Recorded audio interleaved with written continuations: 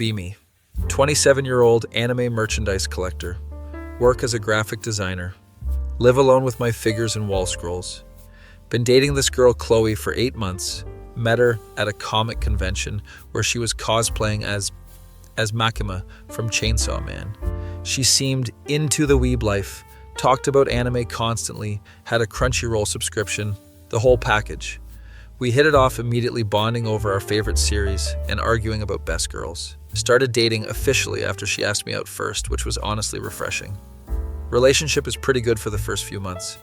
We watch seasonal anime together, go to conventions. She even helps me organize my manga collection. My best friend Derek, total neckbeard type but genuinely good dude, approves of her immediately. Derek is like 350 pounds, has the classic neckbeard aesthetic, fedora collection, and everything. But he's got the biggest heart, volunteers at children's hospitals, donates to charity, constantly. He meets Chloe at my place one day when we're having a viewing party for the new Demon Slayer season. Chloe seems cool with Derek at first. He's making his usual references, talking about how the animation quality compares to older series. Mentions he just donated to a cancer research fund because his friend's sister is going through treatment. Chloe actually seems touched by this and tells Derek he's really kind. Derek gets flustered because women usually avoid him, thanks her, and changes subject back to anime. The night goes well, we all have fun. Chloe leaves saying she had a great time. I'm thinking everything is perfect. Got a girlfriend who likes anime and friends who get along. A couple weeks later, Chloe starts acting different. She's less enthusiastic about watching anime together, says she's tired or busy, suggests we do other activities like going to bars or normal restaurants. I'm confused because our whole relationship was built on shared weeb interests. Ask her if something's wrong and she says no, she just wants to do more diverse activities.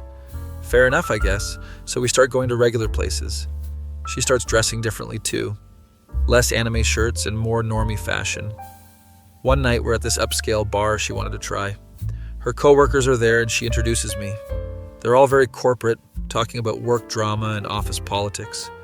I try to contribute, but don't have much to say about their industry. One of them asks what I do for fun, and I mention anime and manga collecting. Chloe interrupts me and says he does graphic design mostly, very creative work. Completely deflects from the anime thing, which is weird.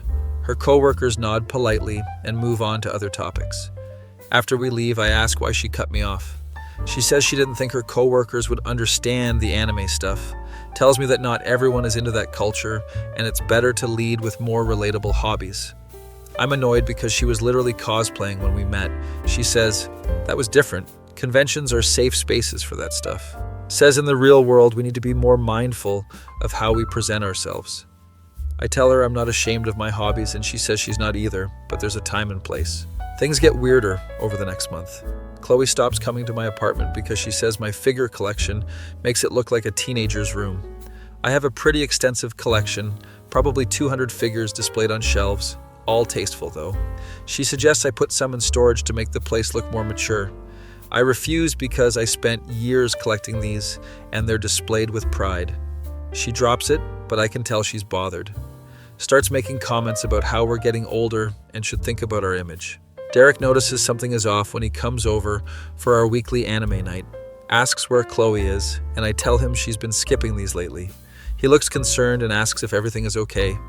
I explain the situation, and he listens quietly while we watch the new episode of whatever we're on.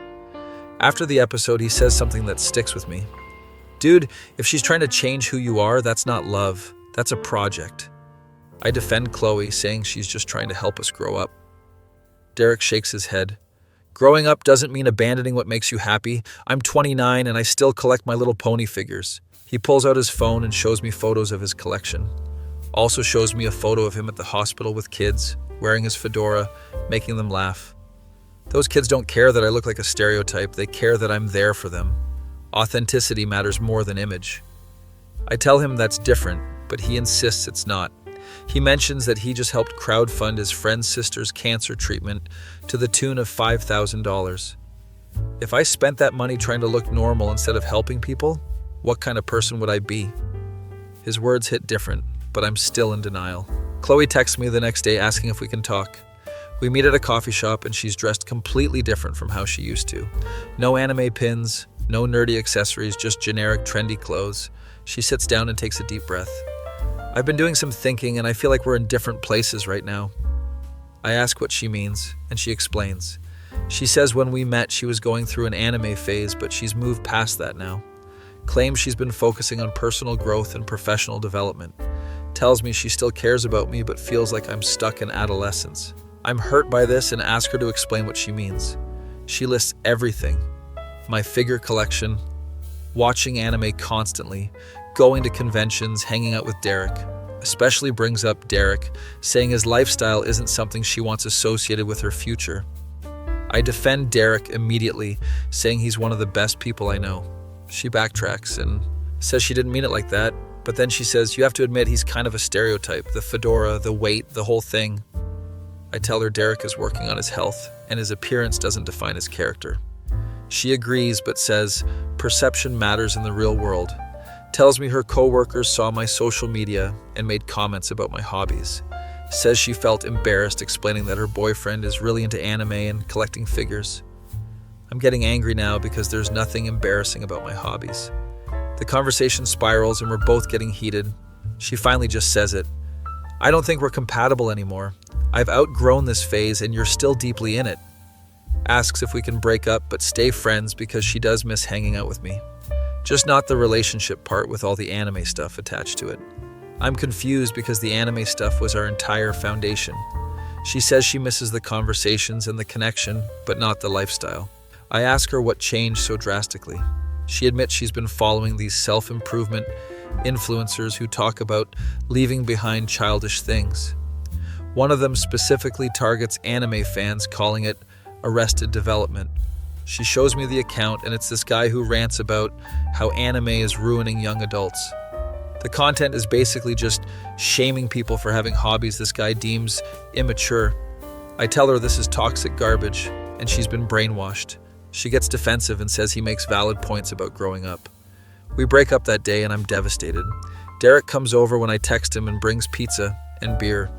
We don't even watch anime, just sit and talk about the situation. He tells me about his own experiences being judged for his appearance and hobbies. Says people write him off constantly, but the ones who matter see past the surface. Mentions that his friend's sister specifically requested he visit her in the hospital. She's 10 years old and fighting cancer, and she loves when I bring my Pinkie Pie figure. That's what matters. I feel a bit better, and we end up watching some older anime we both love. Derek falls asleep on my couch, still wearing his fedora, snoring loudly. I cover him with a blanket and think about how genuine he is compared to Chloe's new fake persona. Next morning, Derek wakes up and we get breakfast. He tells me he's going to the hospital later and asks if I want to come. I agree, and we stop by the store to get some small toys for the kids. At the hospital, Derek transforms. He's so good with these kids. Makes them laugh, does silly voices, lets them try on his fedora. One little girl asks if he's a wizard because of his beard, and he plays along. We meet his friend Lisa, whose sister Amy is the one with cancer. Amy is 12 and is having a really rough day with treatment. Derek sits with her and they talk about her favorite anime.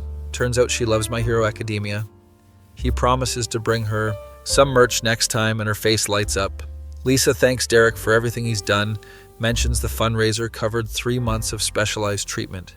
She tears up, talking about how he's been their rock through this. I realize this neckbeard stereotype everyone judges is doing more genuine good than most people. We leave the hospital, and Derek is quiet. Finally, he says, Amy reminds me why I don't care what people think. She needs positivity, not someone worried about looking cool. I tell him he's an inspiration, and he laughs it off. Over the next few weeks, I focus on myself and my hobbies without shame. Buy some new figures I've been wanting, attend a convention solo, have a great time, post photos on social media, not caring who judges. Chloe starts liking my posts, which is weird, given she broke up with me over this stuff. Then she starts commenting things like looks fun and miss these days. I ignore it at first, but she eventually DMs me. Hey, I've been thinking about you a lot lately, I respond, asking what she wants. She says she misses our connection and wants to hang out as friends. Suggests we grab coffee and catch up. I'm hesitant but agree because I'm curious what this is about. We meet up and she's dressed normally again. Back to the style she had when we met. She's wearing a Jujutsu Kaisen shirt and I immediately notice. She smiles and says she's been reflecting on everything. Admits she got caught up in toxic self-improvement content and pushed away what made her happy. says she stopped watching anime completely and felt empty. Her coworkers are boring, the bars are repetitive, nothing brings her joy anymore. She realized the problem wasn't anime or our lifestyle, it was her insecurity. I'm listening, but not giving her much reaction. She asks if we can try being friends again. Maybe watch anime together like old times. I tell her I need to think about it. She looks disappointed but understands. Mentions she saw Derek's fundraiser for Amy and donated. Says she feels terrible about what she said about him. Admits he's a better person than most of the people she's been trying to impress. I tell her Derek doesn't hold grudges, but I'm not sure I can just go back to being friends. She nods sadly and we part ways. I talk to Derek about it later. He's surprisingly zen about the whole thing. If she genuinely realized her mistake and wants to make amends, that's growth. But you don't owe her anything. Asks if I even want her back in my life in any capacity. I honestly don't know. Part of me misses her, but part of me resents how she treated me. Derek suggests I take my time and not rush into any decision. He's heading back to the hospital and asks again if I want to come. I go with him, and Amy is doing better this week. She's excited to see us and shows off the My Hero Academia poster Derek brought last time. We spend an hour with her talking about anime, manga, and her favorite characters. She asks if I have a girlfriend, and I say no. She says, "Good, girls are complicated. I asked a boy if he liked Naruto, and he said it was for babies." Derek and I laugh, and he tells her that boy doesn't know what he's missing. Never let anyone make you feel bad for liking what you like, he tells her. Leaving the hospital, I realize Derek's advice applies to my situation with Chloe. She made me feel bad for liking what I like, even if she's reconsidering now. I text her later that night, tell her I appreciate her reaching out, but I'm not interested in rekindling friendship right now. Explain that I need to prioritize people who accept me fully, not conditionally based on their current phase. She responds understanding but clearly sad, says she knows she messed up and doesn't blame me. Ends with, "I really do miss you. Just wish I'd appreciated what we had. Weeks pass and I'm doing great. Focusing on work, hobbies, spending time with Derek and other friends who get it. Go to another convention and actually meet someone new, a girl named Miranda, who's into the same stuff. We exchange numbers and start talking. No pressure, just genuine shared interests. Derek is stoked for me and jokes that he better be invited to the wedding. I tell him obviously he's best man material, fedora and all. Amy's treatment is going well and she's responding positively. Derek organizes a fundraiser viewing party for a new anime movie. All proceeds go to her treatment. Tons of people show up. All the local weebs come together. We raise $3,000 in one night. Amy's family is overwhelmed with gratitude. Lisa gives a speech thanking everyone, specifically calling out Derek. This man, who most people judge by appearance, has the biggest heart and saved my sister's life. The party is amazing. Everyone's having fun, celebrating anime and helping a kid. I see Chloe show up halfway through, which is surprising. She donated $100 and stays in the back, not approaching me. I notice her watching everything with this sad expression. After the event, she comes up to me briefly. "This is beautiful. I'm sorry I ever made you feel like this community was something to outgrow." I thank her for coming and for donating. She asks if there's any chance we could talk sometime. I tell her honestly that I've moved on. Explain that I'm talking to someone new who loves this stuff as much as I do. Her face falls, but she nods. She's lucky. I hope I find someone who appreciates me for my real self too. She leaves and I feel closure, finally. Derek comes over and hands me a beer. "Proud of you, man. You chose authenticity over settling." We toast to that and to Amy's recovery. Miranda joins us and Derek immediately starts asking her about her favorite anime. She launches into this passionate explanation of why Steins Gate is peak fiction. Derek loves this, and they argue good-naturedly about time travel mechanics. I'm just standing there watching my neckbeard best friend and my potential new girlfriend bonding over anime. This is exactly what life should be like, surrounded by genuine people who don't hide who they are. Couple months later, Amy finishes her treatment successfully. Derek throws a celebration party at his place, which is covered in pony figures and anime posters. Amy shows up with her family wearing a cosplay Derek helped her put together. She's dressed as Ochako from My Hero Academia, and she's beaming. Everyone from the community shows up to celebrate her recovery. Miranda and I are officially dating now, and she fits in perfectly with everyone. Chloe texts me one more time that night. "Saw the photos from Amy's party. Looks like you found your people. Happy for you." I respond thanking her and wishing her well. She sends back, I miss you, but I realize I miss the person I was when I was with you, not the us part, just who I used to be. There it is, the actual truth. She doesn't miss me, she misses not being insecure about her interests. I tell her she can still have that without me, she just needs to stop caring what others think. She doesn't respond after that, and I don't expect her to. I look around Derek's apartment at all my friends, at Miranda laughing with Amy about anime, at Derek and his fedora playing host and making sure everyone has food and drinks, at this community of people who the society might judge as immature or weird, but we're all here, supporting each other, celebrating a kid's recovery, being genuinely happy. I realize this is what Chloe gave up because she was afraid of judgment. Derek raises his glass and makes a toast. To Amy, to recovery, to friendship, and to never apologizing for who we are. Everyone cheers and Amy blows out candles on her cake shaped like All Might. Miranda squeezes my hand and whispers, your friend Derek is seriously the best person ever. I agree completely and realize how lucky I am. Not everyone gets to have a friend who's both a walking stereotype and a genuine hero. Later that night, Miranda and I are cleaning up with Derek. She's helping organize his pony figures that got moved during the party. Asks him about each one and he lights up explaining their backstories. She genuinely cares and isn't judging him. Derek tells me later, she's a keeper, bro. Anyone who respects the pony collection understands what matters. I laugh, but I know he's right. Miranda gets it, she gets all of it. The hobbies, the community, the authenticity. A few weeks later, I get one final message from Chloe. I joined an anime club at work trying to get back to who I was. Wish me luck. I respond with encouragement and tell her that's great. She thanks me and says she hopes maybe someday we can be friends again. I tell her maybe someday when she's fully comfortable with herself. She sends a thumbs up and we leave it at that. I'm lying in bed that night thinking about the whole journey. From meeting Chloe in cosplay to her rejecting our lifestyle to finding Miranda who embraces it. From Chloe judging Derek to realizing he's the most authentic person in my life. From feeling ashamed of my hobbies to proudly displaying them. Miranda is next to me watching anime on her phone, laughing at the jokes. She looks over and asks if I'm okay. I tell her I'm better than okay, I'm exactly where I should be.